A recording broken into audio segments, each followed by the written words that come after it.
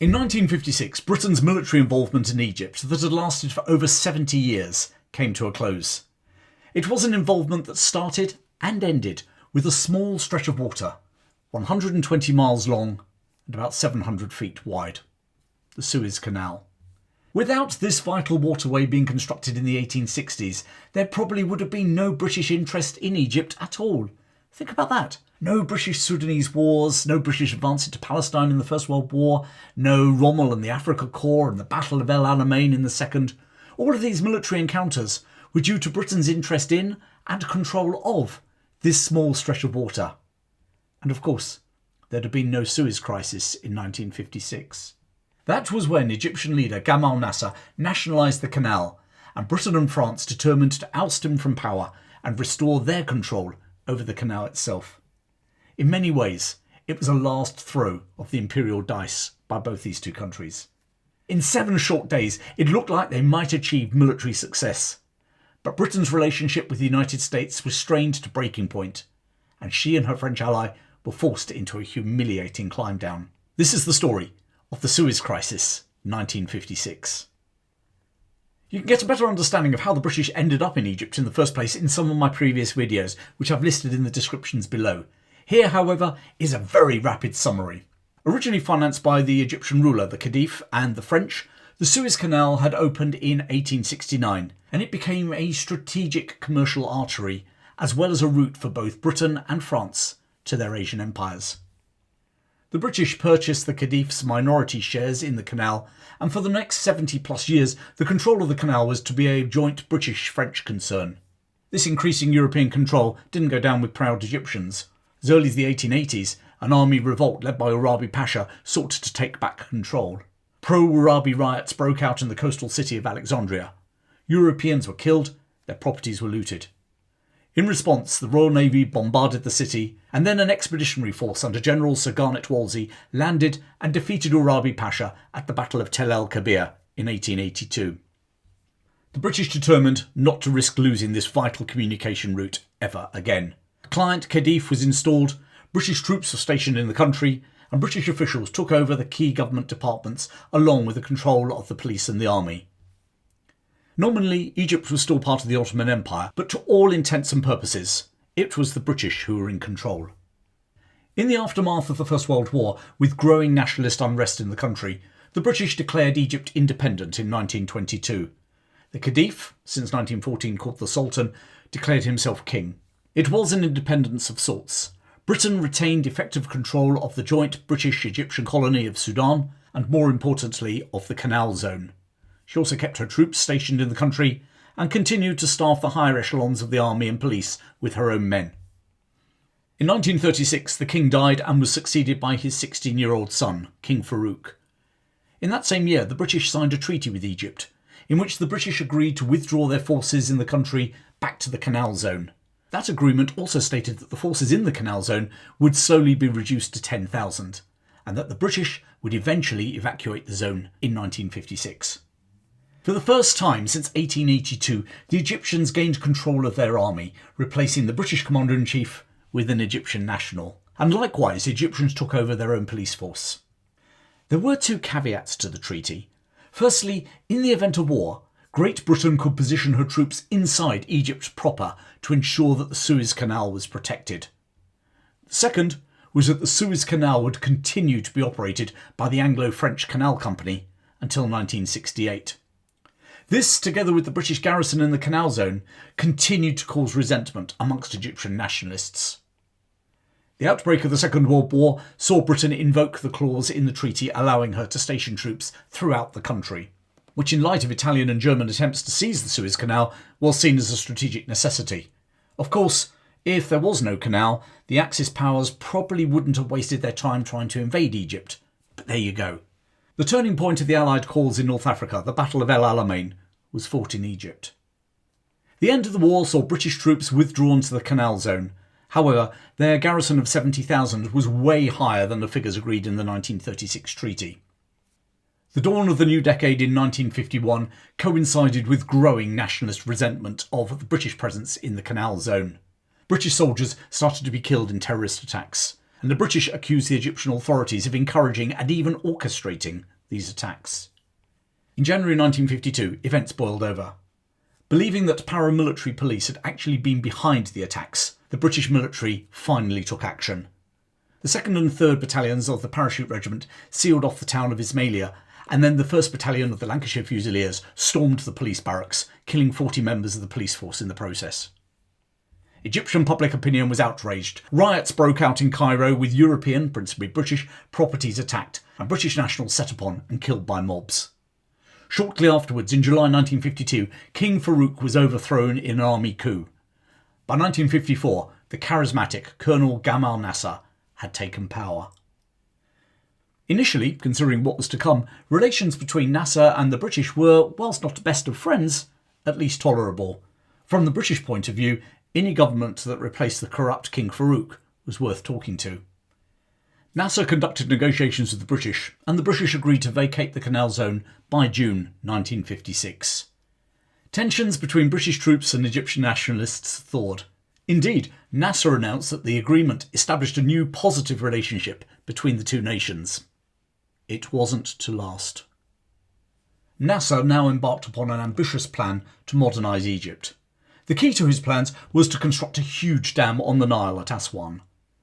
In early 1956, he secured an agreement from the World Bank to contribute $200 million to the project. That offer was conditional upon the USA and the UK providing an additional $70 million too. So far so good, but then things started to unravel. Nasser realised that the American administration under President Eisenhower feared Soviet encroachments into the Middle East. So for his, or Egypt's, advantage, he determined to play the two superpowers off against each other. With the dam monies seemingly secured, he now sought to modernise his military by purchasing arms from Czechoslovakia, a member of the Soviet Warsaw Pact. Alarm bells rang in Washington, D.C. In July 1956, the Americans retaliated and refused to contribute to the dam project. They convinced the British to do likewise. Without their contributions, the World Bank pulled their funding too. If the Americans thought this would bring Nasser back into their orbit, they were in for a shock. Just 1 week later, on the 26th of July, speaking to a crowd in Alexandria, he announced the takeover and nationalisation of the Suez Canal. The seizure of, as he called it, our canal, was in direct contravention to the treaty that he had negotiated with the British just 2 years earlier. Nevertheless, it was a risk he was willing to take to fund the economic modernisation of his country. His calculation was that within 5 years, the tolls from the canal would pay for the Aswan Dam. Egyptian forces moved into the canal zone, a task made considerably easier as the last British troops, the 2nd Battalion Grenadier Guards, had departed ahead of schedule back in March. British Prime Minister Anthony Eden was enraged. He saw the seizure as a threat to Britain's economic interests. Even if her empire in Asia was in retreat, the Suez Canal was the route for half of his country's oil imports. Moreover, he saw it as an attack on Britain's prestige in the Middle East. If Arabs could seize British assets in Egypt, then why not elsewhere in the oil-rich region? And if the nationalist governments could offer an alternative in the Arab world, how vulnerable would Britain's allies, the monarchies in Iraq and Jordan, be? His impression of Nasser had not been helped when the two men met in early 1955. Anthony Eden had only become Prime Minister that year upon the retirement of Winston Churchill. He had served as Foreign Secretary throughout the Second World War, skillfully navigating the diplomatic relationships with Britain's wartime allies, the USSR, the USA, and the Free French under Charles de Gaulle. As Foreign Secretary in the 1950s, he had successfully negotiated West Germany's entry into NATO. Seen as Churchill's natural successor, not least by himself, Eden had grown increasingly frustrated with the ageing wartime leader's refusal to step down. Finally, aged 81, Churchill bowed out, and Eden gained the office that he had coveted for so many years. But it's to end in disaster, as you're going to find out. Anyway, back to that meeting between Nasser and Eden in 1955. At a formal dinner, Eden had worn his military cross which he'd been awarded in the First World War. Colonel Nasser, with no such decoration, saw this as a deliberate slight. Relations soured further when he felt that Eden, who was speaking in fluent Arabic, was patronising him, and making him feel that the British were the masters and the Egyptians were the servants in this relationship. For his part, Eden came away believing that Nasser was both ambitious and dangerous. As a man who had made his political reputation opposing appeasement in the 1930s, Eden saw in Nasser another Hitler or Mussolini. If he wasn't stopped, it could lead to worse consequences down the road. It was this personal animosity that would help shape the actions of both men moving forward. With his perspective of the Egyptian leader as a new Hitler bent on taking over the Arab world, Eden saw Nasser's hand in every setback the British now faced in the Middle East, which was a bit too generous and flawed.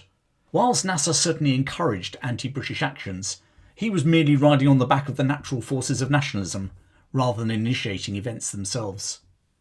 Alongside this personal animosity and a mindset shaped by 1930s appeasement, Eden's decisions were not helped by the heavy medication he was on following a botched gallbladder operation. He looked to the Americans for assistance in countering Nasser's actions.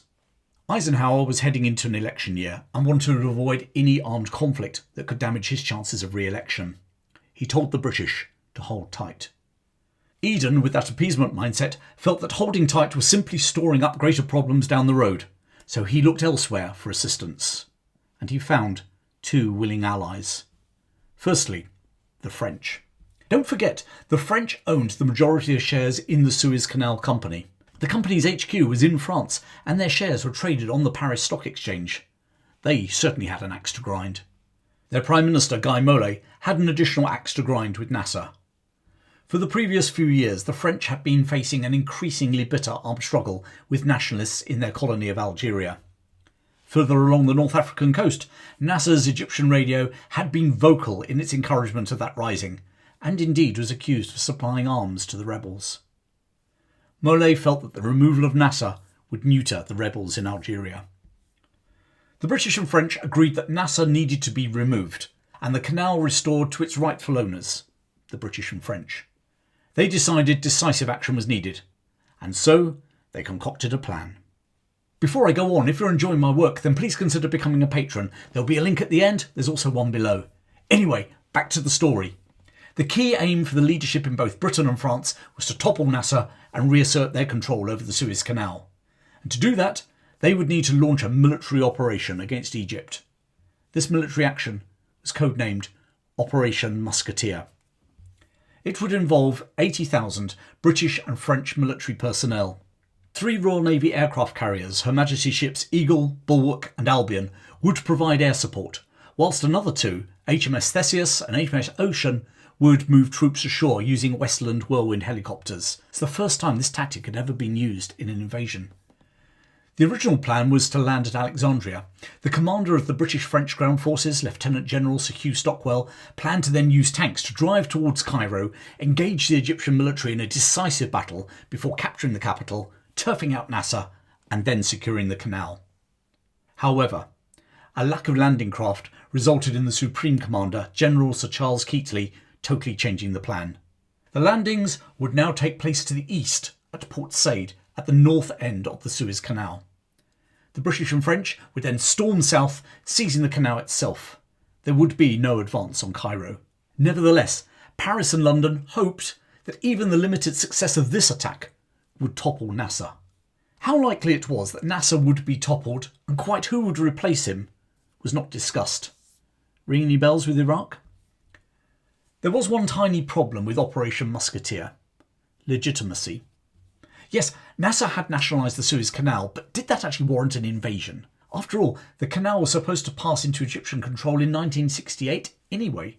Furthermore, Nasser had promised to pay shareholders the value of their stocks on the day before the seizure.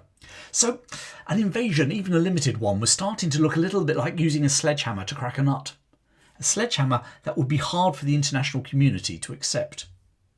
The French came up with a solution. Enter the third ally: Israel. If Israel could be encouraged to invade Egypt, the 2 European powers could claim that international trade through the Suez Canal was threatened, and they would enter not as invaders, but as peacekeepers. The Israelis were only too keen to join in, as they had a few scores to settle with Egypt. Nasser had closed the Gulf of Aqaba to Israeli shipping. Furthermore, he was sponsoring Palestinian attacks on Israeli settlers and soldiers. Nasser had a loathing for the Zionists, which meant that the longer he stayed in power, the more danger Israel was in. Here was a perfect opportunity for their premier, David Ben-Gurion, to work with two strong allies to hit him hard and hopefully cement Israeli security. On the 22nd of October, the three nations agreed to act together, although Eden insisted that the agreement stay secret, lest it inflame British-Arab relations. A week later, the 29th of October 1956, the Israelis launched a four-pronged ground and airborne offensive in the Sinai. As per their agreed plan, the British and French called on both sides to cease fire and move 10 miles either side of the canal, creating a demilitarised zone. If hostilities continued, then they, the British and French, would send military units to protect the canal for international commerce. Now, bear in mind the Egyptians were fighting the Israelis far to the east of the canal, so they were being asked to retreat 125 miles through their own country and then a further 10 miles across the canal, handing all but the last 20 miles to the Israelis. There was no way that Nasser was going to accept that, and the British and French knew that very well. It was the smallest of fig leaves to cover up an act of aggression against Egypt.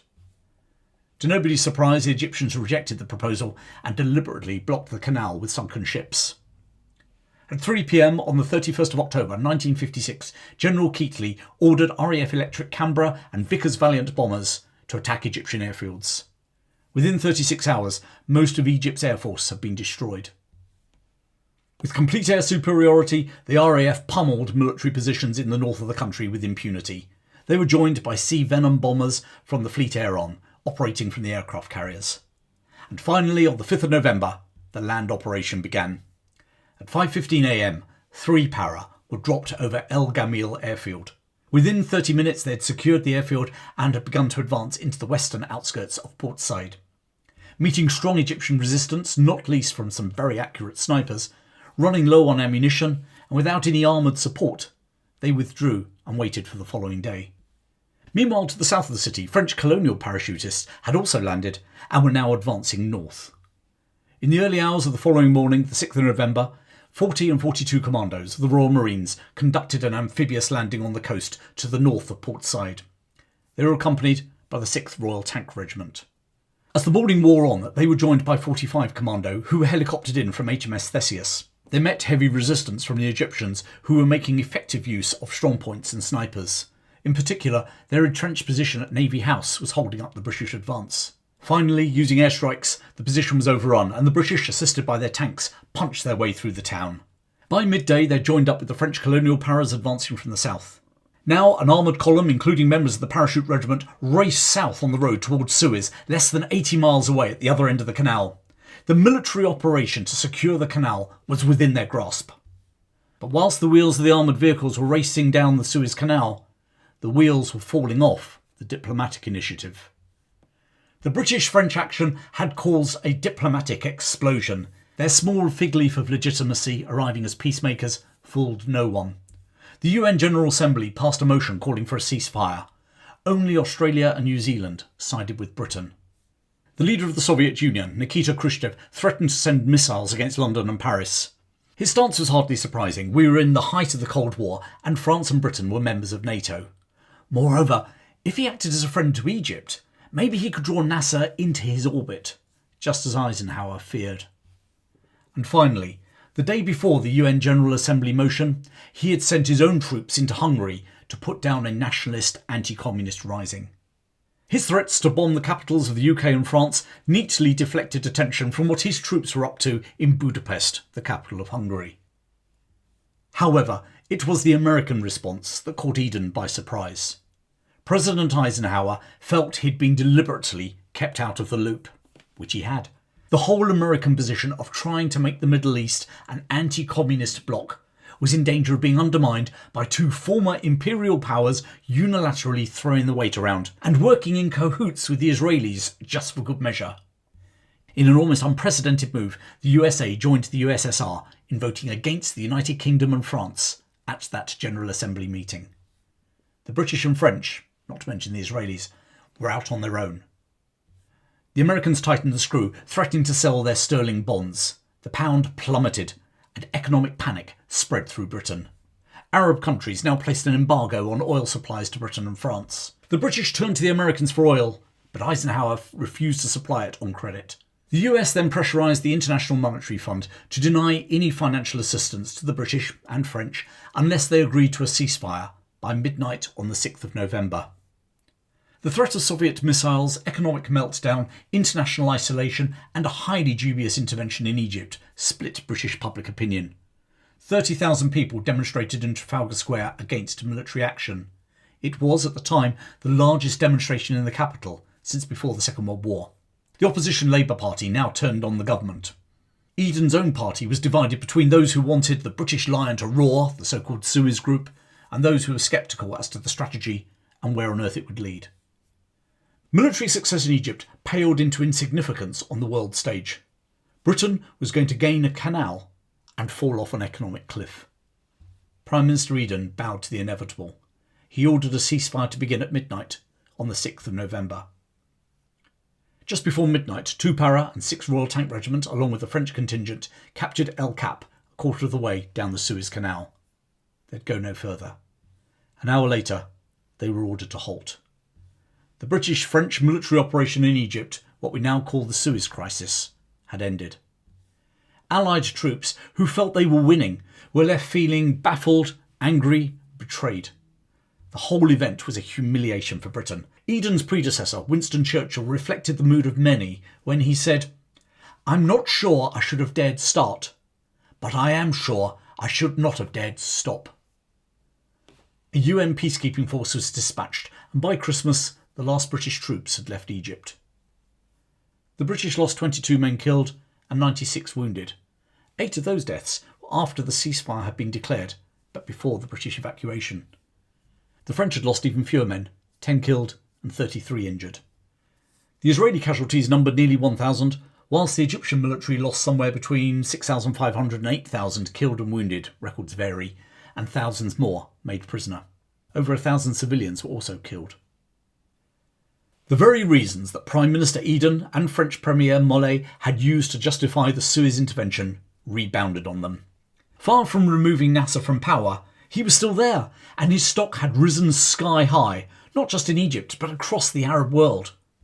Far from ejecting the Egyptians from the Suez Canal, the Egyptians were awarded full control by the UN with immediate effect. The Egyptians managed to clear their sunken ships from the waterway, and the canal was open for business by the following April. Far from neutering the revolt in Algeria, the French now had an Algerian population who saw Nasser as a hero and role model. Within 6 years, Algeria had won her independence. Britain's prestige in the world, and in the Middle East in particular, plummeted. Nationalists were emboldened to act against Britain, and her allies in the Middle East started to look elsewhere for support. Just 2 years after Suez, her key ally, King Faisal of Iraq, was overthrown. The overall failure of the venture confirmed what many had suspected, that the UK, whilst an unconquered victor in the Second World War, was no longer in the same league as the USA or the Soviet Union. Any future UK operations like this would need American support and approval. Prime Minister Eden was forced to resign early in 1957. He was succeeded by Harold Macmillan. From Macmillan's perspective, the Suez Crisis had proved that Britain could no longer mount imperial operations that required a huge conscripted army. Under his premiership, national service was wound down. So was Britain's once mighty empire. By the time Macmillan had left office in 1963, half of Britain's African colonies had been granted independence, as had Malaysia, Jamaica and Trinidad and Tobago. Just as Eisenhower had feared, the Suez Crisis propelled Nasser closer to the Soviets for military hardware and financial support for his Aswan Dam project. Which was somewhat ironic, seeing as one of the key reasons Eisenhower had opposed the British and French operation in Suez was to prevent the Soviets gaining influence in the Middle East. The USA had turned their back on their NATO allies, who admittedly had kept them in the dark, and had still lost influence to the Soviets. And as for the Soviets, well, whilst the world was watching Suez and the West was disunited, Khrushchev crushed the Hungarian Rising with impunity. Far from being toppled in the Suez Crisis, Gamal Nasser became a hero in Egypt and an icon to nationalists across the Middle East and further afield in Africa and Asia. He would remain in power until his death 14 years later. Ironically, the man whose star fell as Nasser's rose, Anthony Eden, outlived his nemesis by 7 years, dying in 1977. But his reputation never recovered from the humiliation of the Suez Crisis of 1956. Well, thanks for watching. Why not watch another video on my YouTube channel now? And if you enjoy my work, then please consider becoming a patron. There's a link coming in a moment, and there's one in the description below. Oh, and don't forget to give me a like and a sub. Until the next time, thanks for your support, keep well, and I'll see you very soon.